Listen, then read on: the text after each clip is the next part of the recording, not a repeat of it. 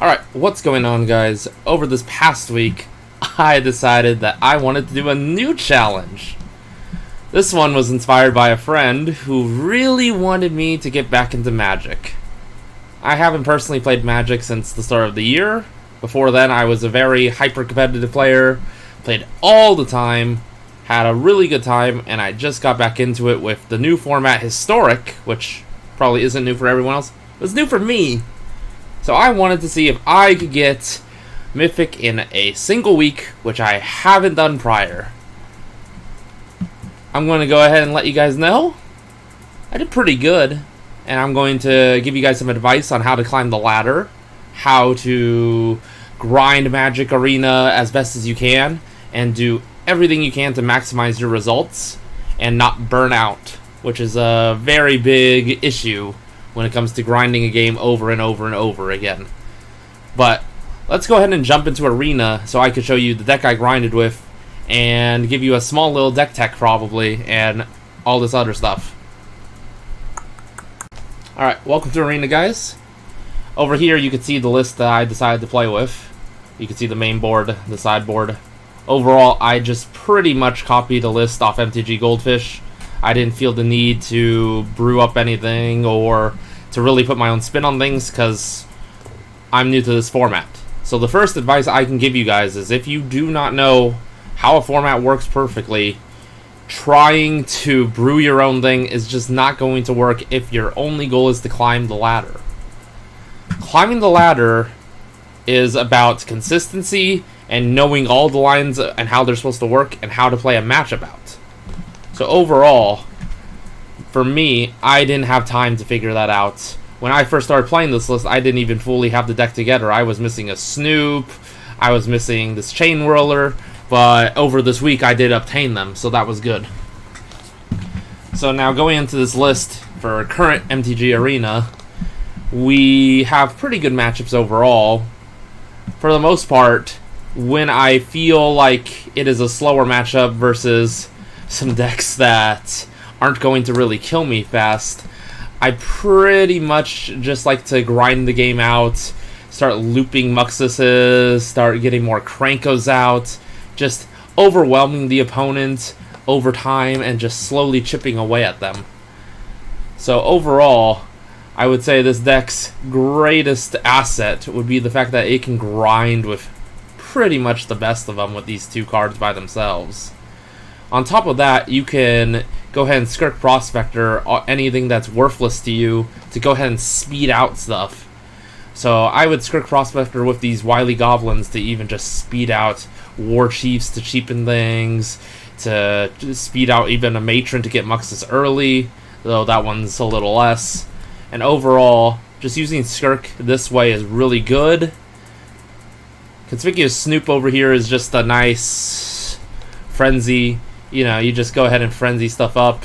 At the occasional time when Kranko comes up, you just laugh. You go ahead and Snoop. You get all the tokens. You upkeep Snoop again before you draw the Kranko, so you get maximum value off of them. And you just really put the pain on them if they can't handle you going wide. And overall, I haven't seen too much board wipe overall in the format. Obviously, there's always going to be some. But in the end, Snoop has been popping off over and over again, and I really like this card. Wily Goblin's just a nice little ramper, does a good job. I'm not in love with the card. I could easily swap it for even more top end, but I think early drops and as a board option, it's nice to just also take some of these out when you just don't know what you're doing. Gem Palm over here is just a great card. I do end up boarding it more than I thought I would, but that's just because the format feels a little more wide than I was expecting. Or not wide, sorry. Feels a little more large than I was expecting. The creatures are just a little too big, and even though I'm going wide, it just isn't enough for me personally. Goblin Chain Whirler over here, just chain whirling stuff off, getting those snakes off the board. Those stupid cobras that just keep popping around. What can I say? I like this card. It's a nice one of. It doesn't have to be in the main board, I would say. I haven't played with it too much in the main board because I just got the full list together. but in the games I've played with it, it's been really, really solid so far. We move on to Chieftain, great Lord. For me, it's the second best Lord. I have seen people say this is the best Lord for the deck, and it speeds up, you know, you get to punch them in the face, you get to do a lot to people, but overall, Chieftain's just good. It's really good, I'm not complaining about it, but I would still definitely say that War Chief over here is the best one to start getting guys out, getting even more value out of guys. For me, War Chief will always be the best Goblin, I think.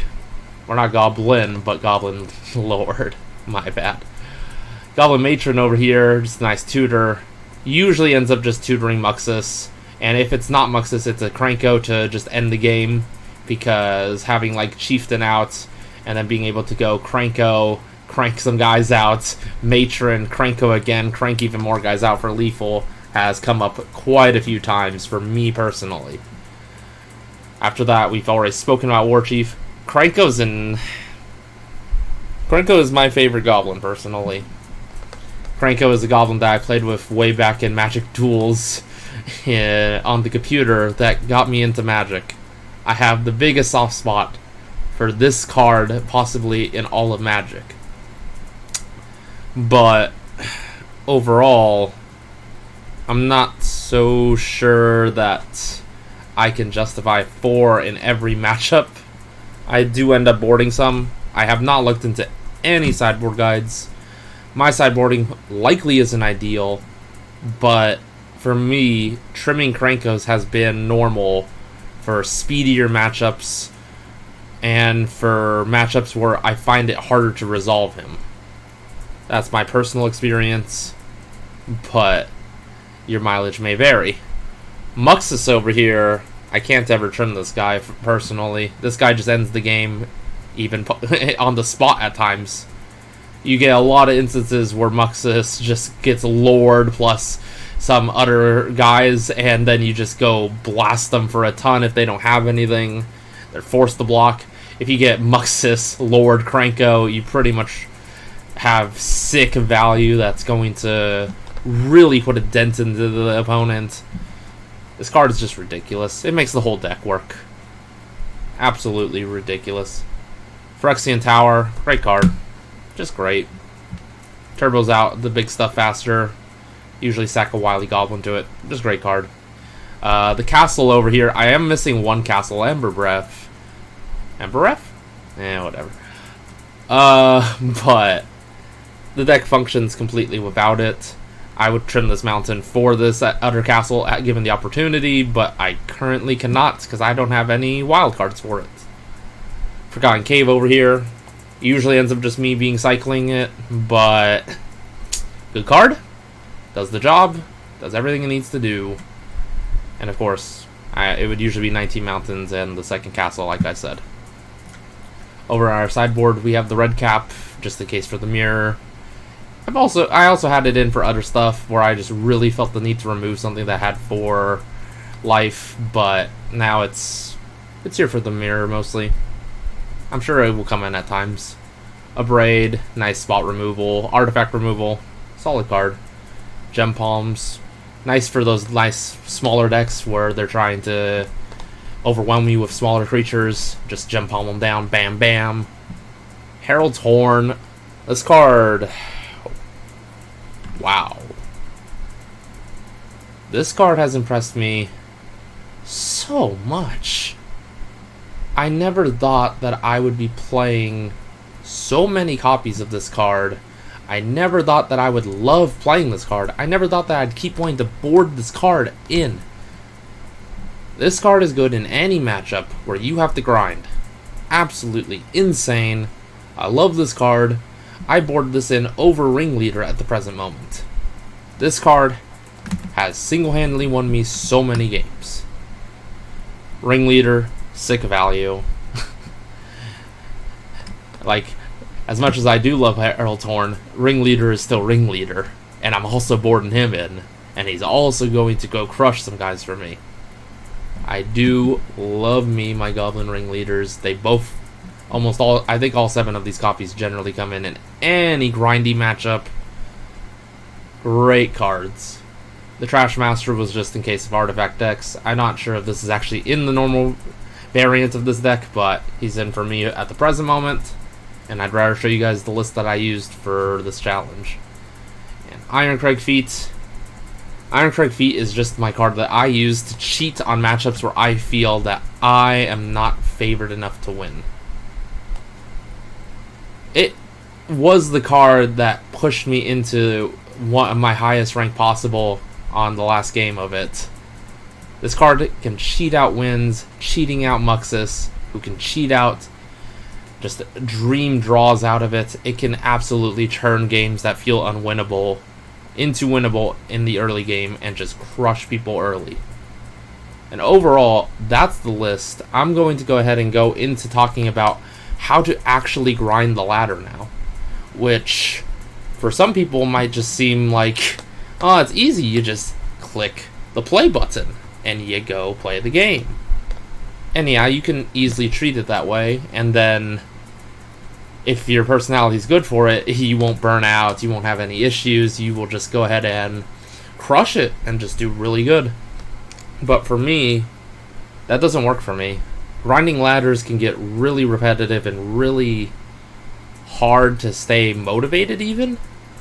For me, I've played Goblins so much in so many formats that I feel my mastery of this deck is very high at a very base floor level. My floor level with Goblins is extremely good. But for the average person, I'm not sure how intuitive this deck will be. For me it is, but my first piece of advice in this section at least would be you should really play what you have experience with and what's good. Not try to brew some stuff, not try to get all fancy with it. Like, it's real nice to do that and it's fun, and if that's your enjoyment for Magic, of course, have fun, do it. But doing that and expecting to climb can be really hard. It's a hassle. You might be making a deck that's completely worthless at many times, and for me, that's just not worth my time if I'm trying to do this at a fast pace. So the first thing is to just use the best materials available to you. For me, it was the Goblins. For someone else, it might be Mono Blue Tempo. For someone else, it might be, I don't know, Uro. Unless Uro got banned, I don't actually recall. But it's up to you guys to actually figure out where your advantages come from. The second thing is, now that we've established that you'll have mastery over a deck, most decisions are going to become absolutely automatic. You will not have to think about it.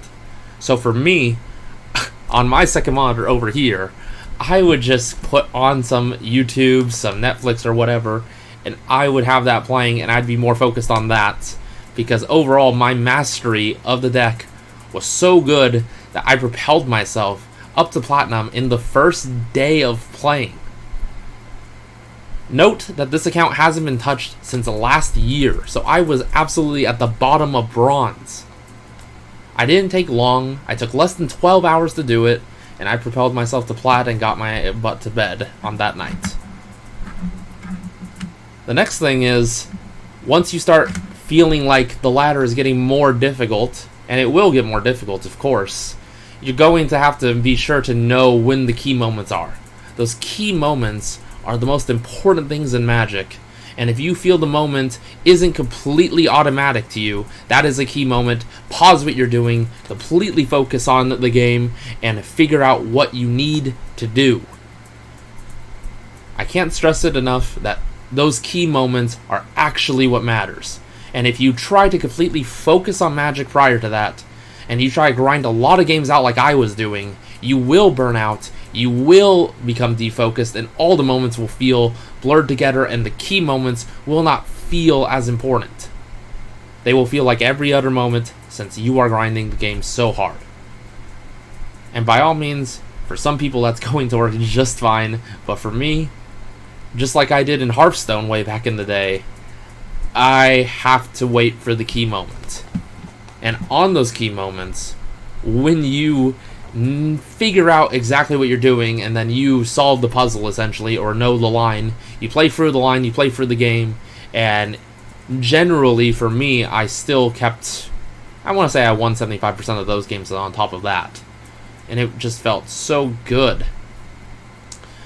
Now after that, I kept grinding away, and I kept grinding away. On the second day, I hit Diamond 1, and then I stopped for a few hours, actually. And I just went ahead and got food. It was pretty late at night at this point, but I really wanted to see if I could achieve the goal in just under 48 hours. We got to about the 46-hour mark, and then, well, let me go ahead and click this profile, and then I achieved exactly what I set out for in just under 48 hours. And I was so happy with myself. I remember the game exactly well. I went ahead and I was against a really unfavorable matchup that really felt unwinnable, and I got absolutely crushed in game 1. I went ahead and, in this unfavorable matchup, I don't remember the exact deck. I don't even think it was entirely meta, but I boarded in some Craigs, I boarded in some of these Horns, and I removed my Gem Palms over here and like a couple Wileys, and I managed to sneak out Muxxus turn 4, OTK him on that turn, and I was so happy, and we went into game 3, and I was so uncomfortable, and once again, we got to Craig him one more time, and we went ahead and revealed Warchief Chieftain Cranko. I Crankoed out a bunch of guys, and he just scooped on the spot because I don't think he had any way of answering it for at least 2 turns. And we barely snuck away with the win. I got Mythic on that day. At the time, I think it was over top 1,000, but, you know, it is what it is. And I felt so accomplished. So, I hope this video is going to help a lot of people. And I hope my insights into how to grind this ladder are going to help you guys. But good luck out here. I'm glad to complete and succeed at this challenge. I hope you guys will like the video, subscribe, share any comments, share any questions, share tips with each other even in the comments. I will be sure to check all my comments. I will be sure to be appreciative of any kind of interaction I get. Thanks everyone, and good luck.